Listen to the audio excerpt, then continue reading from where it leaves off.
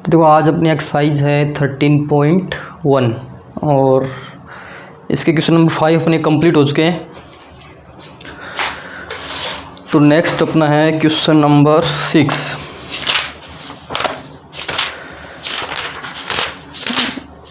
यानी कि question number आपका 6 से 5 तक तो अपने कंप्लीट कर ही लिए थे, ठीक है। और इस एक्सरसाइज में सिर्फ मैंने सर्कल का आपका मतलब थोड़ा बहुत बेस बताया। इसकी 12 का पूरा चैप्टर है सर्कल पे, तो हर छोटी छोटी जो डेफिनेशन वगैरह है सर्कल के बारे में वो सारी वहाँ क्लियर हो जाएगी आपकी। तो सिर्फ यहाँ पे आपको याद रखना है बेसिकली, देखो तो टेंजेंट वाला, एक सीकेंट का और एक सर्कल का छोटा सा डेफिनेशन आपको। अब देखो क्वेश्चन नंबर 6 है। अब ये बोल रहा है कि a circle touch the all side of A quadrilateral, यानी एक सर्कल एक क्वाड्रिलेटर की चारों साइडों क्या कर रहा है, टच कर रहा है। जैसे क्वेश्चन नंबर 5 में था, prove that at centre internal angle made by opposite side are supplementary, कि जो इसके अपोजिट साइड है क्वाड्रिलेटर की, उनके द्वारा जो इसके सेंटर पे एंगल बनेगा उन एंगल का सम कितना आना चाहिए, सप्लीमेंट्री, यानी कि 180 आना चाहिए। मीन्स ये हो गया कि एक सर्कल है, ठीक है, और ये क्वाड्रिलेटर की चारों साइड को क्या कर रहा है, टच कर रहा है।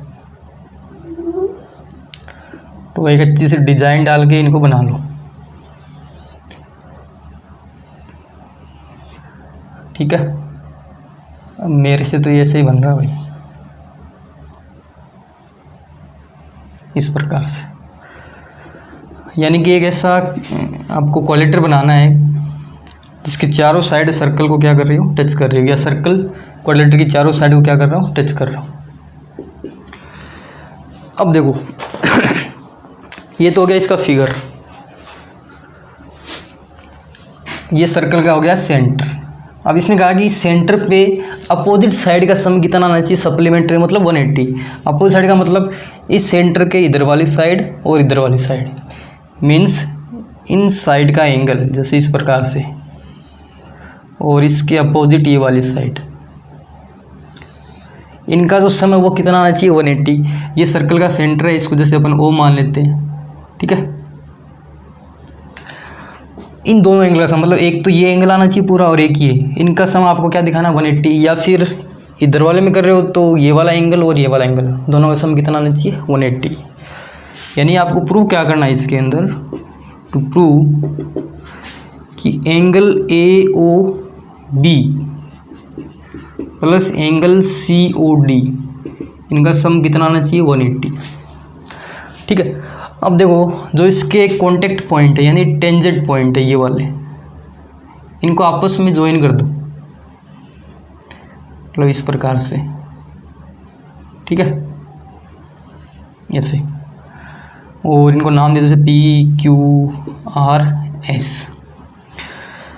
तो ये पूरा एंगल आ रहा है, देखो AOB में मतलब ये पूरा, और COD का मतलब ये वाला पूरा। तो इनको अपन नाम दे देते हैं एंगल कोई भी, जैसे इसको 1 कह दिया, इसको 2, इसको 3 बोल दिया, इसको 4, ये 5 हो गया, ये 6 हो गया, ये 7, ये 8, है ना। इसका मतलब अपन ये भी तो प्रूव कर सकते हैं फिर कि angle 1 plus angle 2 plus angle 3 plus angle 4, इनका सम कितना आना चाहिए, 180 आना चाहिए। मतलब ये जो AOB था ना, ये आपका 2 एंगल में डिवाइड कर दिया है, COD भी क्या कर दिया, 2 पार्ट में डिवाइड कर दिया। अब देखो इसको प्रूफ कैसे करते हैं। तो सबसे पहले अपन क्या करते हैं, 2 ट्राइंगल लेते हैं, कोई भी 2 ले सकते हो। जैसे मैंने ले लिया ये वाला, एक तो ये, ठीक है, AOP, दूसरा इसके आगे वाला ये वाला AOQ, सॉरी। तो फ्रॉम ट्राइंगल AOP, एक तो ये लिया और दूसरा लिया है मैंने AOQ। अब मैं क्या करूँगा, इन दोनों ट्राइंगल को कॉन्गेट प्रूफ कर दूंगा, ठीक है।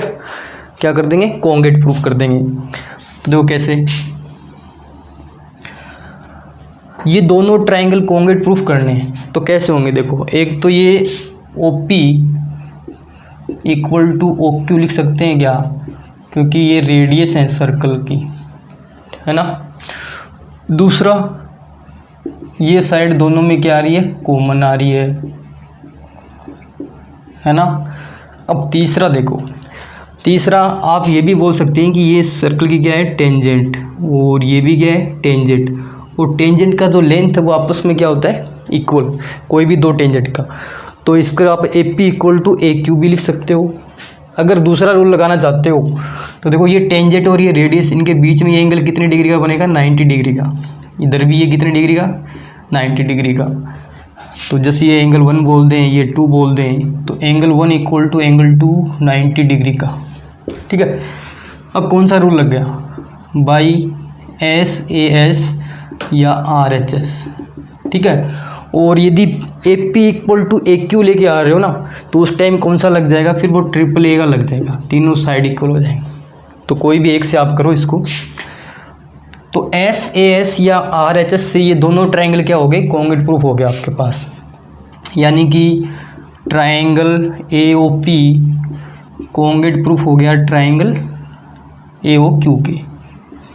अब कॉन्ग्रुएंट इसका मतलब इनके सारे पार्ट, एंगल, साइड आपस में क्या है, इक्वल।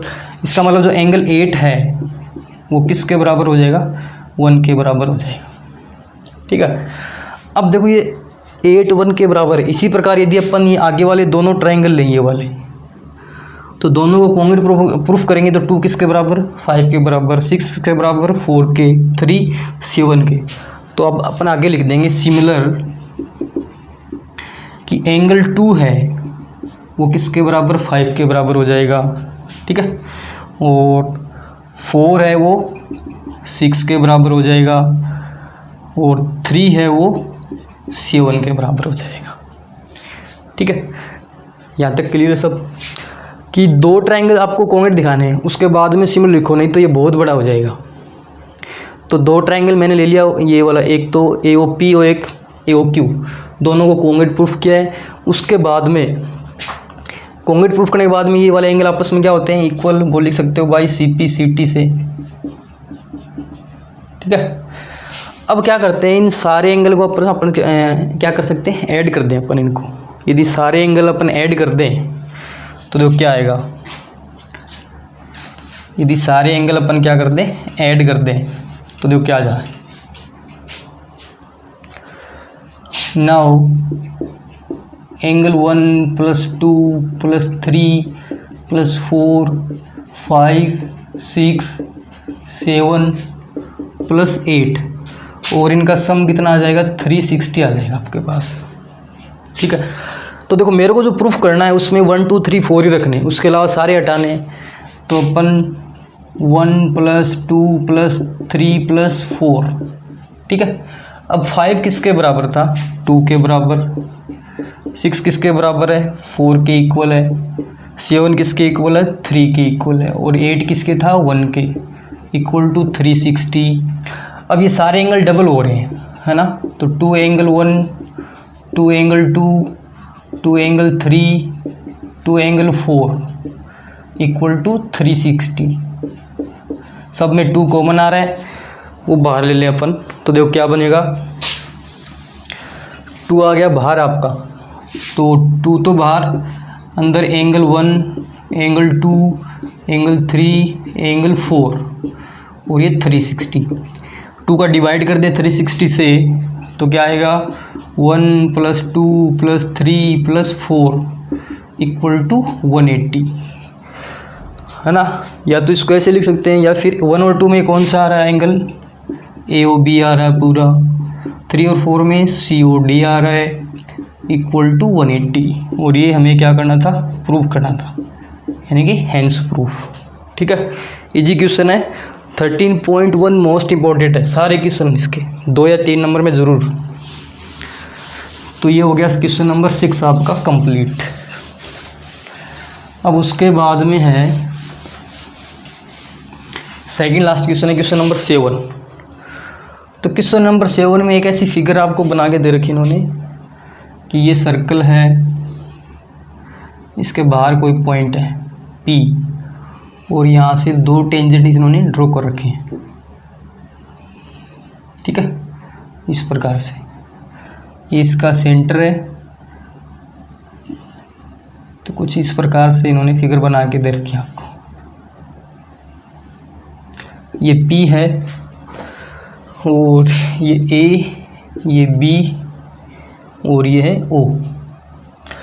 तो आपको प्रूफ करना है कि ये जो PO है, OP लाइन है, AB लाइन सेगमेंट का क्या कर रही है, बाइसेक्टर कर रही है। सिर्फ बाइसेक्टर, ध्यान रखना, परपेंडिकुलर बाइसेक्टर आएगा तो थोड़ा सा और एक लाइन लिखनी पड़ेगी प्रूफ में। तो देखो जैसे इस पॉइंट को अपन नाम लेते हैं C, यानी इसमें आपको प्रूफ क्या करना है कि ये OP लाइन है। प्रूफ क्या करना है कि OP is bisector of line segment AB को क्या करेगा, दो इक्वल पार्ट में डिवाइड करेगा, या फिर डायरेक्ट लिख सकते हो AC इक्वल टू BC। अब इसको प्रूफ करने के लिए अपन क्या करते हैं, ये दो ट्रायंगल लेते हैं, यानी कि प्रूफ में अपन क्या करते हैं, फ्रॉम ट्रायंगल, एक तो ले लिया ACP, ठीक है, और दूसरा ले लिया BCP। पूरा नहीं लिया, ध्यान रख लियो, पूरा नहीं ले रहा हूँ, सिर्फ ये वाला पार्ट ले रहा हूँ और एक ये ले रहा हूँ, ठीक है ना, ये वाला छोड़ रहा हूँ, ये ध्यान रखना। अब देखो दोनों ट्रायंगल को कॉन्ग्रुएंट प्रूफ करना है, तो दोनों में एक तो ये AP इक्वल टू, तो क्या लिख सकते हैं PB। क्यों इक्वल हैं, क्योंकि ये टेंजेंट है और टेंजेंट का लेंथ आपस में क्या होता है, इक्वल। एक इसमें साइड कॉमन आ रही है आपकी, कौन सी, PC इक्वल टू PC, ये आ रही है कॉमन। दूसरा देखो ये दो साइड इक्वल है, तो साइड इक्वल तो इसके अपोजिट एंगल भी आपस में क्या होते हैं, इक्वल। जैसे ये 1 बोल देते हैं और ये 2। अब बोलो सर कि ये तो एंगल 90 डिग्री का, 90 का ये पूरा होगा, ध्यान रख लो ये, क्योंकि रेडियस और टेंजेंट, मैं सिर्फ इधर वाले एंगल ले रहा हूँ आपको, ये इधर वाला ही पार्ट लिया, पूरा तो ले ही नहीं रहे अपन। तो एंगल 1 इक्वल टू एंगल 2 हो जाएगा आपका। क्यों, रीजन लिख देंगे कि AP किसके बराबर है, PB के बराबर। Side equal then opposite angle are also equal.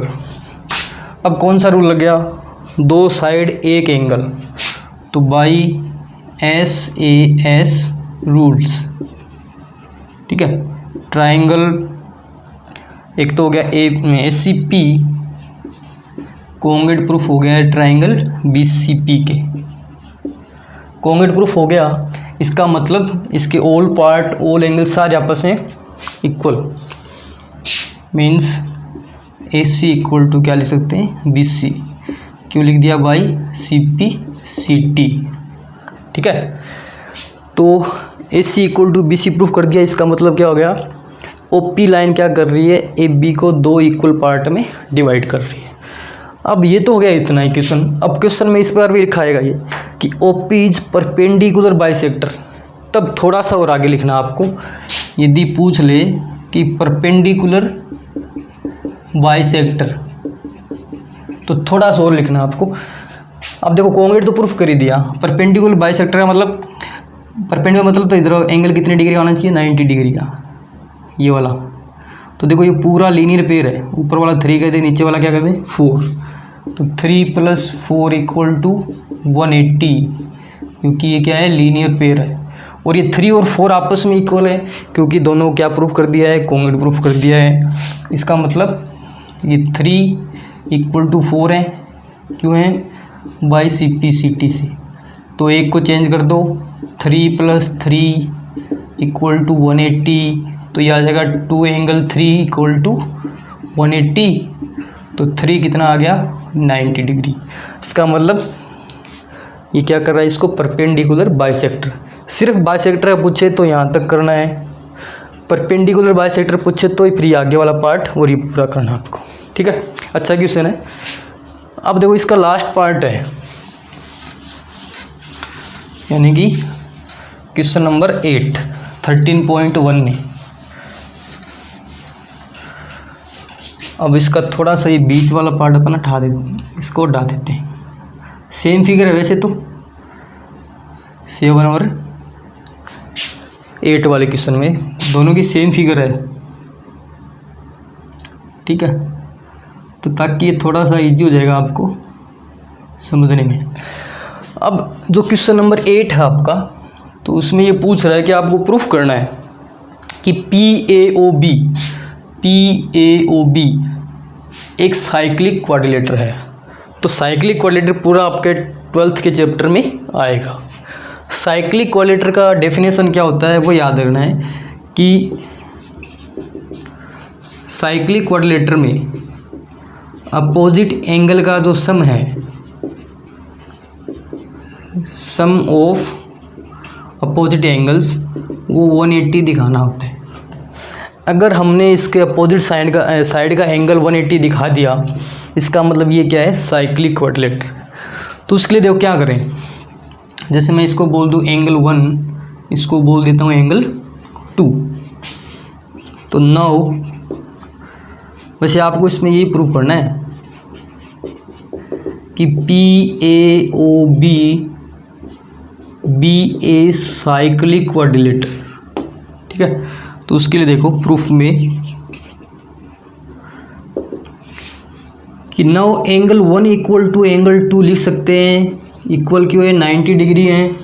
क्यों 90 डिग्री के हैं, तो रीजन क्या है, angle between radius and tangent, ठीक है। इन दोनों के बीच का एंगल, अब देखो ये रेडियस हो गया और ये टेंजेंट, तो बीच वाला एंगल ये 90 डिग्री का हो जाएगा आपका। तो दोनों 90 डिग्री के इम्प्लाइज एंगल 1 प्लस एंगल 2 को ऐड करते हैं तो 90 प्लस 90 कितना आ गया, 180 आ गया। तो देखो अपोजिट एंगल का सम कितना आ रहा है, 180 आ रहा है। Implies PAOB be a cyclic quadrilateral, ठीक है। ये क्या हो जाएगा, साइक्लिक क्वाड्रिलेटर। एग्जाम में 1 नंबर का क्वेश्चन कैसे आता है देखो। अब हमें पता है ये क्या है, एक साइक्लिक क्वाड्रिलेटर है। इसका मतलब इस एंगल का सम और इसका भी सम कितना आएगा, 180 आएगा, कि पूरा 360 होता है।